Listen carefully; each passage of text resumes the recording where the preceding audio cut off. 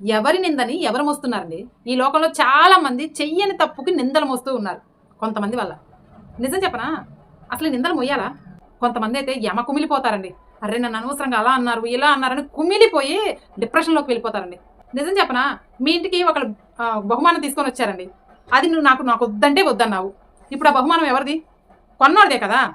అలాగే మిమ్మల్ని ఎవరైనా తిట్టినా, మీ మీద నింద వేసినా మీరలా తీసుకోలేదనుకోండి, ఆ నింద వాడికి సంబంధించింది. మనకు సంబంధించింది కాదు. వాడి వేలో వాడు చెప్పాడు. దాన్ని జడ్జ్ చేసి మనం స్వీకరించాల్సిన అవసరం మనకు లేదు. మీ ఆశయం ఆకాశంలో ఉన్నప్పుడు నేల మీద మురిగే కుక్కలతో మీకేంటండి? వినేసి వదిలేయండి. లేకపోతే వినకుండానే వదిలేయండి. సో ఎవరి నింద ఎవరు మోయాలి?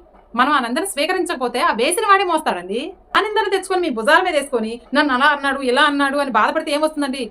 నిందలు మోసే వాళ్ళందరికీ కూడా నేను చెప్పేది ఒకటేనండి. ఎవరైనా ఏదైనా తిట్టినా, నిందలు మీ మీద వేసినా కానీ బుర్రకి, మనసుకి అస్సలు తీసుకోకండి. ప్రశాంతంగా ఉండటం నేర్చుకోండి. అసలు వాళ్ళేసిన నిందని మీరు తీసుకోవటం ఎందుకు? వాళ్ళు అలా అన్నారు, నన్ను ఇలా అన్నారు, నా మీద నింద వేశారని కక్షలు, కుట్రలు, కుతంత్రాలు తీసుకొని మీ మనశ్శాంతిని దూరం చేసుకోవటం ఎందుకు? మీరేం భయపడకండి. ఎవరి నింద వాళ్ళే మోస్తారు. మీరు నిందలు స్వీకరించకండి.